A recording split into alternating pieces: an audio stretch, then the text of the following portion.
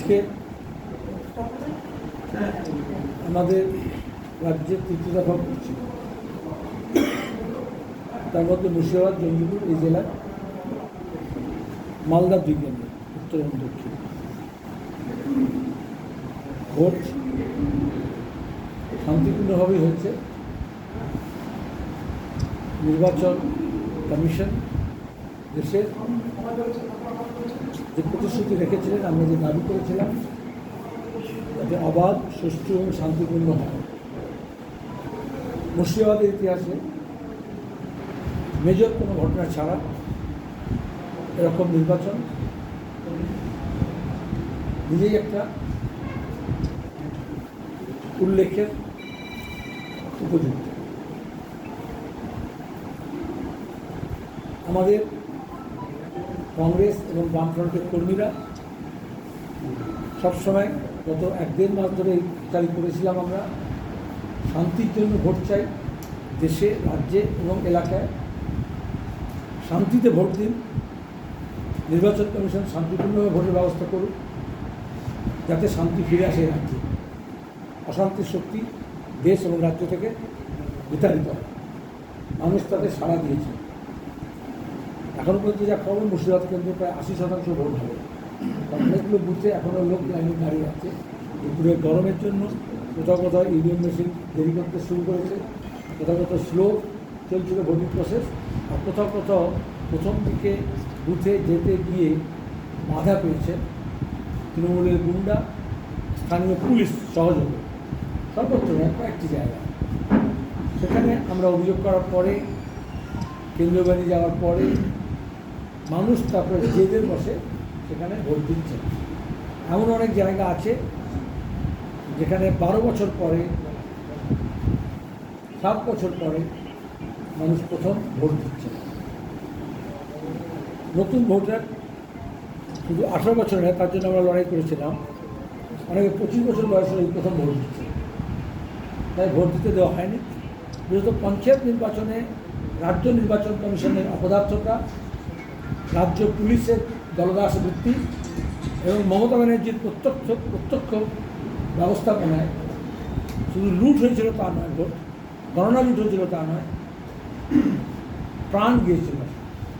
আমরা এই জন্য বলেছিলাম যে নির্বাচনটা হচ্ছে রাজনৈতিক লড়াই, এবারে সে নির্বাচনটা মতাদর্শগত লড়াই। এখানে কোনো খুনোখুনি রক্তারক্তির জায়গা নেই। লড়াইটা দেশের জন্য, লড়াইটা দেশ বাঁচানোর জন্য, লড়াইটা সংবিধান বাঁচানোর জন্য, লড়াইটা আমাদের গণতান্ত্রিক ধর্মনিরপেক্ষ যুক্তরাষ্ট্রীয় ব্যবস্থাকে টিকিয়ে রাখার জন্য, লড়াইটা আমাদের হক এবং রুটি রুজি সেটাকে ফেরত পাওয়ার জন্য। সেখানে পাড়ায় মহল্লায় ছিটকে মস্তানি গুন্ডামি করে কোনো লাভ নেই। যা পঞ্চায়েত নির্বাচন হয়েছে আমরা এখানে রিপিট করতে দেব না। মানুষ ভরসা পেয়েছে। প্রথম দিকে যখন এসেছিলাম একটা বড় অংশের মানুষ বলছিলেন ভোট দিতে পারবো তো, এখনও সে প্রশ্ন তার করেনি। তা সত্ত্বেও কয়েকটা জায়গায় আবার বলছি, কিছু উৎসাহী, কিছু লোকাল ফুটো মস্তা আর 2-3টি থানা কয়েকজন অফিসারের দৌলতে ভোটারকে আসার জায়গায় বাধা দিচ্ছিল। ডোমকলে 1-2 জায়গায়, করিমপুরে 1-2 জায়গায়, করিমপুর 2, রানীনগরে বেশ কয়েকটি জায়গায়, জলঙ্গিতে 1টি জায়গায়, মুর্শিদাবাদ কেন্দ্রে 2-3টি জায়গায়, হরিহরপাড়ায় 2-3টি জায়গায়, তমনকলা পাড়ে সব লোকজনও নেই। তাহলে মানুষ জেদের বসে ভোট দিয়েছেন। কোথাও কোথাও আমাদের নিজে যেতে হয়েছে, কোথাও কোথাও আমাদের খবর দিতে হয়েছে।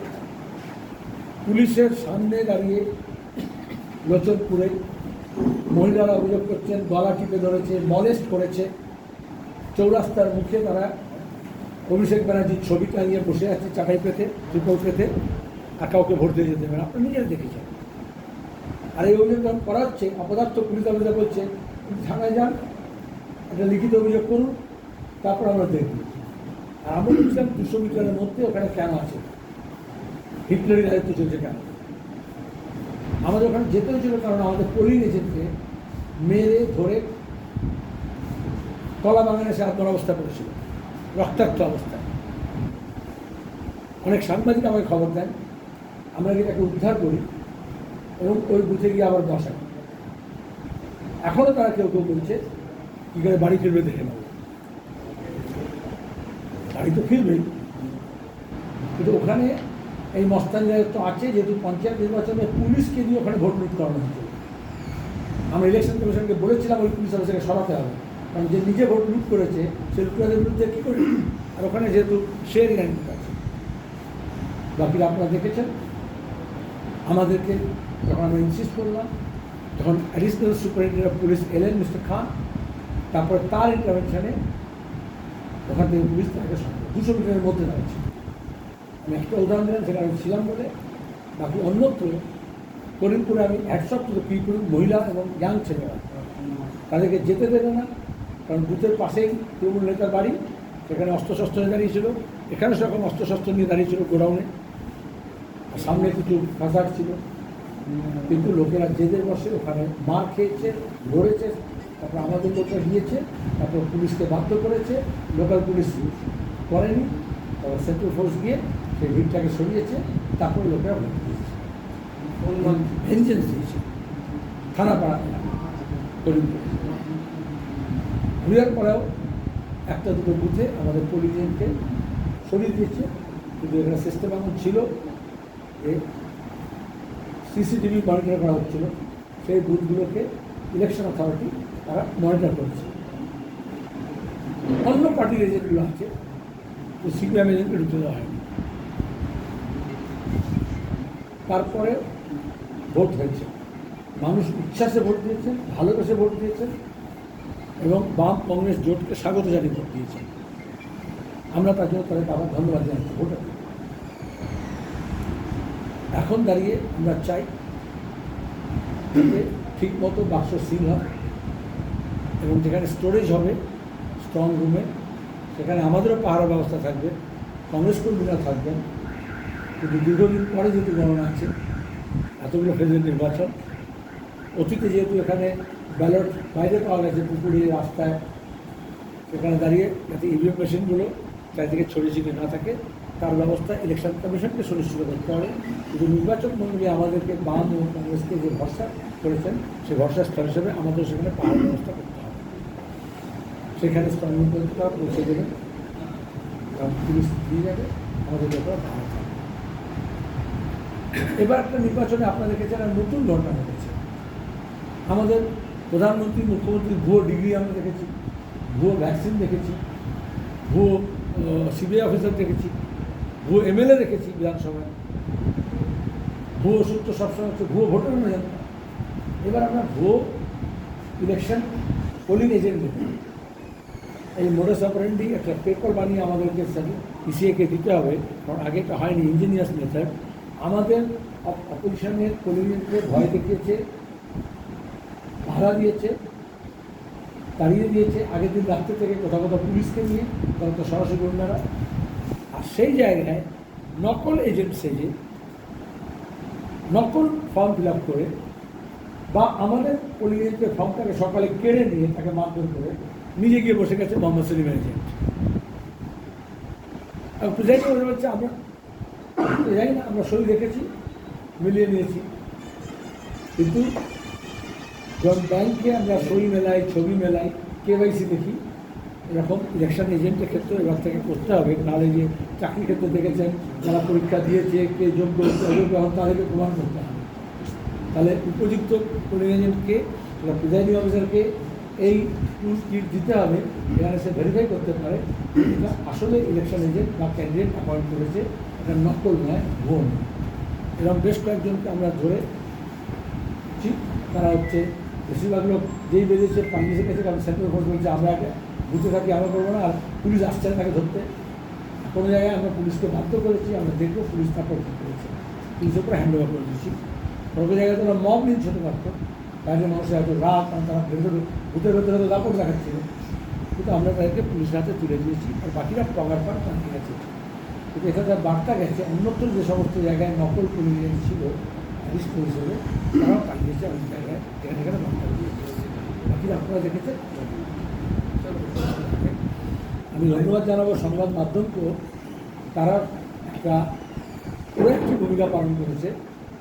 যেখানে একটি ঘটনা ঘটছে সেই সংবাদ আমাদের যেমন দিয়েছে, অকুস্থলে পৌঁছেছে সারাক্ষণ এবং লাইভ কভারেজ করেছে বলে রাজ্যের এবং দেশের মানুষ জানতে পেরেছে যে এখানে কীভাবে পুলিশকে সঙ্গে নিয়ে, মালদাস পুলিশকে একটা অংশকে সঙ্গে নিয়ে তৃণমূল কংগ্রেসের মাস্তানি কীভাবে হয়।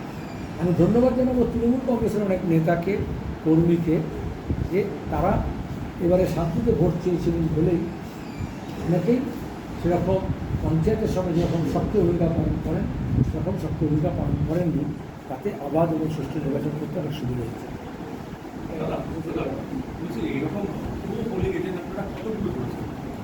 সেটা যা সম্ভব নয়, যতগুলো বুথে আমরা গিয়েছি তার 60% বুথে আমরা গিয়েছি। কতগুলি প্রশ্ন হয়ে গেছে, এগুলো নিয়ে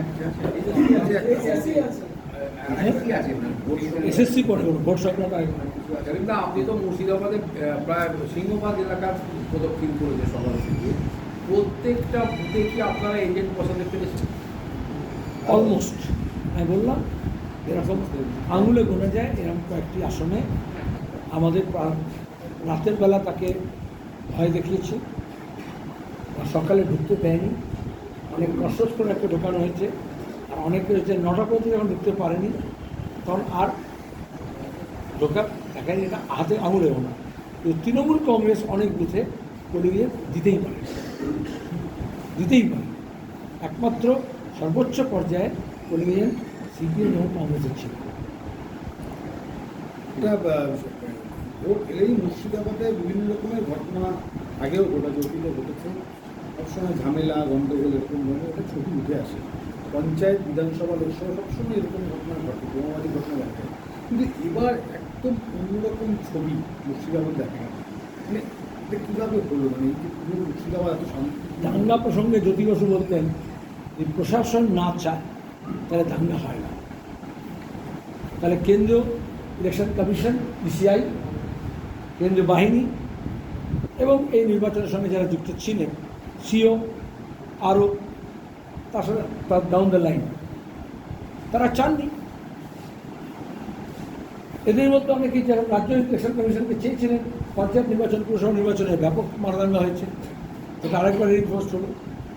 2, এটা আমাদের রাজ্যের দুর্ভাগ্য, ভবিষ্যতের জন্য আরও খারাপ। কেন সব বুথে কেন্দ্রীয় বাহিনী মোতায়েন করতে হলো? রাজ্য পুলিশকে আমরা পুষি, টাকা দিই, মাইনে দিই, থানা আছে, কিন্তু ভোট করতে হলে তাদের উপর মানুষের বিশ্বাস নেই। খুন হলে লোকে বলছে কেন্দ্রীয় তদন্ত করতে হবে। তার মানে পুলিশ মন্ত্রী হিসেবে মমতা ব্যানার্জি এবং তার দাবিদার পুলিশ অফিসার্স, তারা এই জায়গায় পুলিশ ফোর্সকে নিয়ে গেছে, রাজ্যের মানুষের তার উপর ভরসা নেই। আজকের নির্বাচনে অনেকবার এস্টাবলিশড হয়ে গেল, যদি কেন্দ্রীয় বাহিনীকে ব্যবহার করার ঠিক মতো নির্বাচন কমিশন যদি সতর্ক ভূমিকা পালন করে তাহলে অশান্তি হয় না, অশান্তি এড়ানো যায়।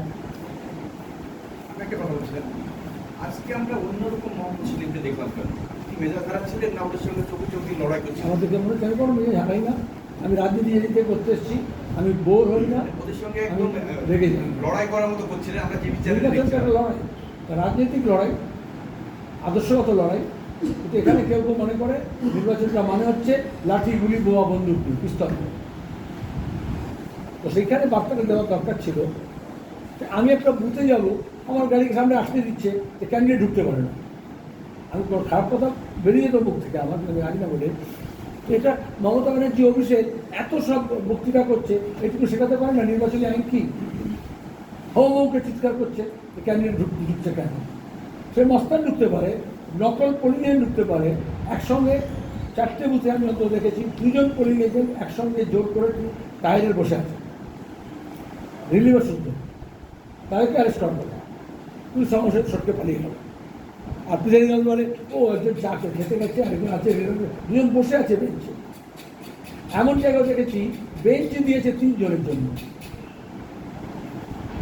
চতুর্থজন পোলিং এজেন্টে বসতে না পারে। তারপরে ধরে নিয়েছিল যে সিপিএম কংগ্রেসের পোলিং এজেন্ট থাকবে। তৃণমূলের এক কর্মী তো আপনার কোথাও একটা ঘটনাপূর্ণ মন করে ও অভিযোগ করেছিল আপনি নাকি ওকে ধাক্কা মেরে ফেলে দিয়েছেন রাস্তার সাইডে। हमसे जो टकराएगा चूर चूर हो जाएगा। দা আজকে সুপ্রিম কোর্টে অনেকগুলো গুরুত্বপূর্ণ বিষয় হয়েছে, আমরা একটু সেটা জানি। এক নম্বর হচ্ছে যে আজকে এসএসসি বলেছে যে 19,000 জন যোগ্যভাবে সব নিয়ম মেনে চাকরি পেয়েছে। প্রশ্ন হচ্ছে তাহলে এতদিন বলবেন না কেন? প্রথম দিন যেদিন রায় বেরিয়েছিল সেদিন থেকে আমাদের পার্টি ছাত্র যুব সংগঠন এবং শিক্ষক নিয়োগের দুর্নীতির বিরুদ্ধে সুষ্ঠু নিয়োগ পদ্ধতির জন্য কর্মপ্রার্থীরা যোগ্যপ্রার্থীরা যে লড়াই লড়ছিলেন তা আমরা সবাই একযোগে বলেছিলাম, একযোগে সবাইকে দোষী সাব্যস্ত করা যায় না।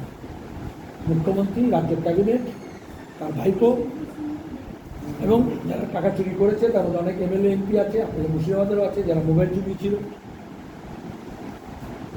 তাদের কাছ থেকে টাকা আদায় করতে হবে।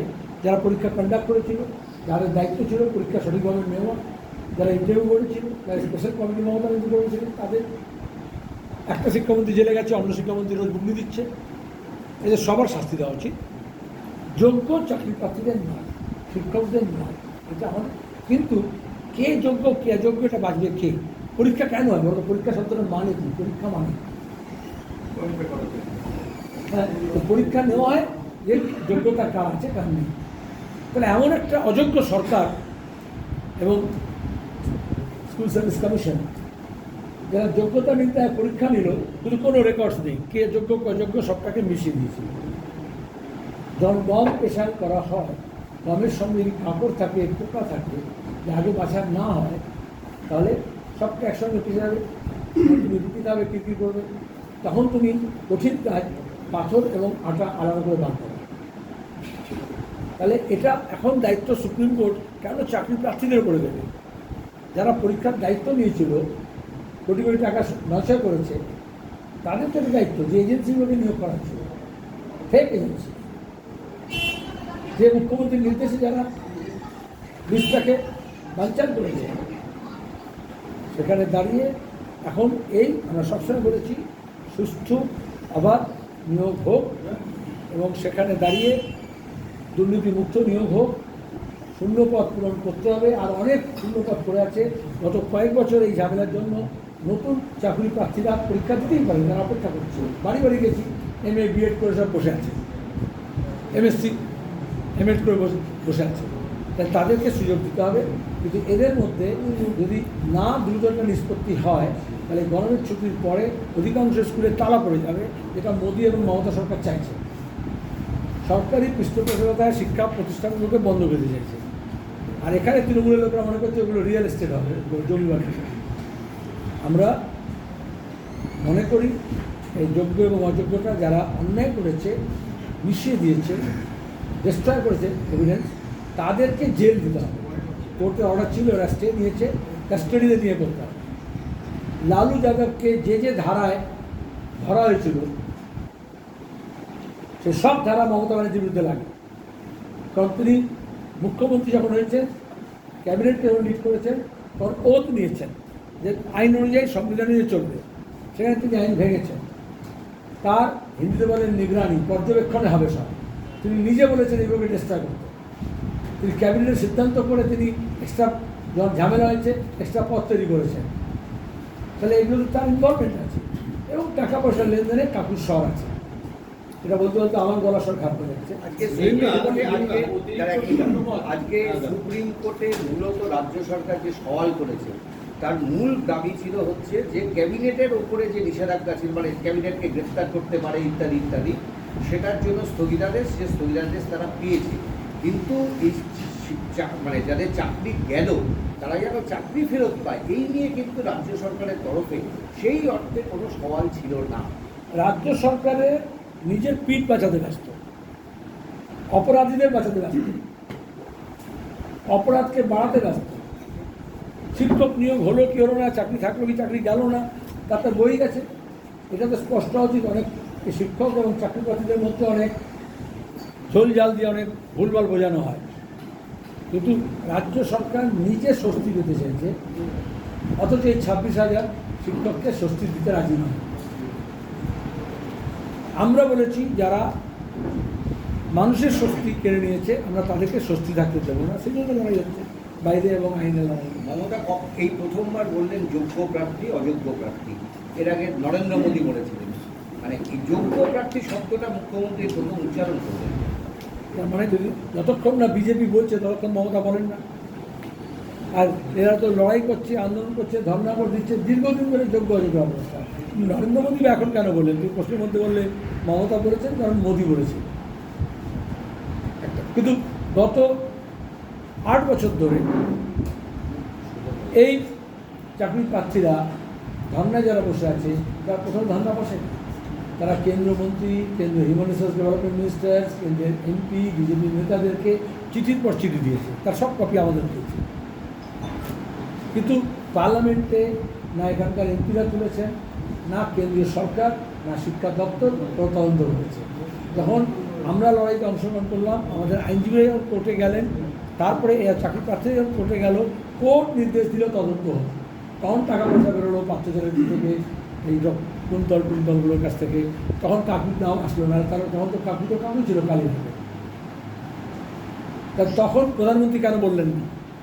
সব ব্যাপারে বলেন, এটা কি নির্বাচনী প্রচার? তাহলে মমতা বলবেন না যতক্ষণ না বিজেপি বলছে, বিজেপি বলবে না যতক্ষণ না ভোট আছে। তাহলে মানুষকে বামপন্থার দিকে এগোতে হবে। আপাতত সব চাকরি বহাল থাকলেও প্রতিষ্ঠাতারই সব বহাল থাকলো, কারণ যোগ্য অযোগ্য আলাদা করে বাছাই করা হয়নি। এটা হচ্ছে কি 16ই জুলাই পরবর্তী শুনানি আছে, অন্তর্বর্তী জামিন দেওয়া হয়েছে এবং সিবিআইকে তদন্ত এগিয়ে নিয়ে যাওয়ার সমস্যাটা দেওয়া হচ্ছে। মানে মূল নির্দেশ হচ্ছে সুপ্রিম কোর্ট বলেছে আপাতত বহাল থাকলো, আবার 14 তারিখে শুনানি হবে, সেদিন সিদ্ধান্ত হবে। 16 তারিখে ক্যাবিনেটকে অ্যারেস্ট করা যাবে না, মানে কঠোর সিদ্ধান্ত নেওয়া যাবে না, কিন্তু সিবিআই তদন্ত চলবে। এই ছেলে মেয়েদের চাকরি নিয়ে এবং জীবন নিয়ে ছেলেমেয়ে খেলা হচ্ছে, জীবিকা নিয়ে এবং শিক্ষা ব্যবস্থা নিয়ে, স্কুল শিক্ষাকে তুলে দেওয়ার জন্য। আমরা প্রথম থেকে বলেছি এটা কত বড় মানসিক যন্ত্রণা বলতো অভিভাবকদের, ছাত্রদের এবং সেই শিক্ষকদের। এই বাজারে চাকরি নেই, সেখানে যদি এতগুলো চাকরি যায় বলে আমরা তখনই বলেছিলাম, আমি নিজে স্টেটমেন্ট দিয়ে বলেছিলাম, এই চাকরি এত সহজে যেতে পারে না। কারণ সরকার তো নিয়োগ করেছে, সরকার তো একটা, সে অন্যায় করছে, কিন্তু সরকার তো ইলেকটেড গভর্নমেন্ট, তার সভরেন পাওয়ার আছে। এবার পদ্ধতিগত ভুল করেছে, তার জন্য যারা দোষী তাকে ব্যবস্থা নিতে হবে, সেখানে স্থগিতাদেশ দিয়েছে। যারা জেনে বুঝে বিষ পান করেছে বা করিয়েছে। আর এদেরকে এই জন্যই বলেছিলাম যে ঘাবড়াতে হবে না, যারা যোগ্য, কারণ আরে হতাশা তৈরি হয়, তার থেকে অনেকে আত্মহননের পথ নিয়ে নেয়, ইতিমধ্যে নিয়েছে।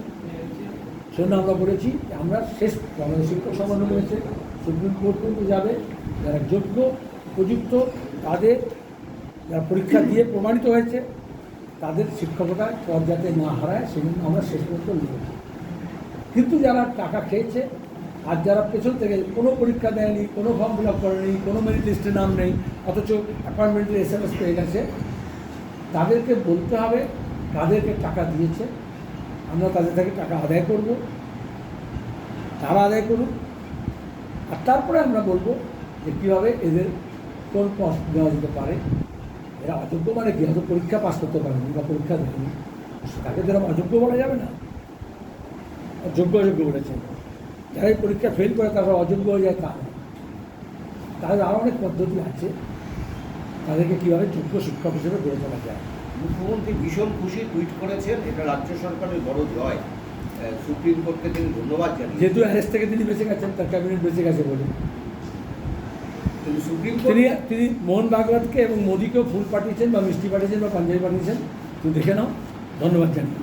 কিন্তু একই সঙ্গে সুপ্রিম কোর্ট বলেছে যদি পুলিশের ওপর দায়িত্ব নাই থাকে, সরকারি সংস্থার উপর যদি মানুষ আস্থা হারায়, তাহলে তো সেটা ভয়ঙ্কর। সরকারি চাকরি তারা পাবে কী করে? সুপ্রিম কোর্টের পক্ষ তাহলে মানুষ পুলিশের উপর আস্থা হারাবে, মানুষ শিক্ষা দপ্তরের উপর আস্থা হারাবে, মানুষ পাবলিক সার্ভিস কমিশন, যেটা constitutional, school service commission, mother service commission, তার উপর আস্থা হারাবে। মমতা ব্যানার্জি জোর করে স্কুল কমিটিগুলো তৈরি করেছেন, কলেজ কমিটিগুলো তৈরি করেছেন, নির্বাচন করেননি। হায়ার সেকেন্ডারি কাউন্সিল, মধ্যশিক্ষা পর্ষদ, মাদ্রাসা বোর্ড, এগুলো ইলেকশন করেননি। আগে সব ইলেকটেড বডি ছিল আইন অনুযায়ী, আইন ভেঙে। তাহলে মানুষের আস্থা তো হারানো হচ্ছে ডেলিভারেটলি প্ল্যানিং করে। এটা তো একটা সিস্টেম। ম্যানেজিং কমিটিকে দখল করেছেন, স্কুল সার্ভিস কমিশন নিজের লোককে নিয়োগ করেছেন, শিক্ষামন্ত্রী নিজে পছন্দ মতো দিয়েছেন, তারপরে চাকরি বিক্রি করেছেন নিলাম করেছেন। তাহলে যদি ইলেকশন ম্যানেজিং করে থাকতো সেখানে তো লিস্টটা আসতো। আজকে সুকান্ত মজুমদার বলছেন, দাবি করেছেন যে বিজেপির কারণেই এই স্টে অর্ডারটা দেওয়া হলো, কি বলবেন? বিজেপি এ ব্যাপারে মুখ না খোলাই ভালো। মমতা ব্যানার্জি এই শিক্ষক নিয়োগের দুর্নীতি শিখেছেন আরএসএসের বিজেপির পাঠশালায়। আমাদের দেশে সবচেয়ে বড় শিক্ষক নিয়োগের দুর্নীতি হচ্ছে ব্যাপক কেলেঙ্কারি মধ্যপ্রদেশে শিবরাজ চৌহানের আমলে।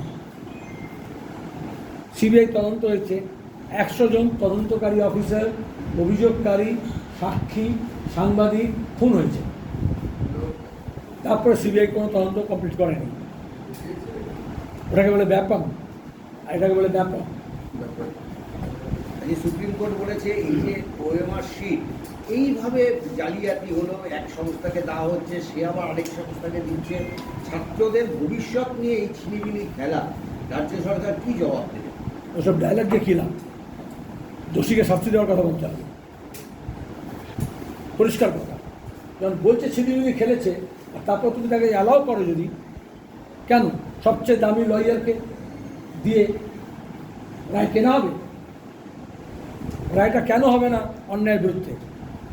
এত সব রায় দিচ্ছে, সাধারণত আমরা আদালত সম্পর্কে কি বলি না। একটাই যুক্তি আছে, নির্বাচন চলাকালীন যদি গোটা ক্যাবিনেট জেলে চলে যায় তাহলে রাজ্যে একটা অচল অবস্থা দেখা দেবে। তাহলে আমরা আশা করছি নির্বাচনের পরে যাতে জেলে যায় গোটা ক্যাবিনেট, এই রায়টা বেরোবে। ধন্যবাদ।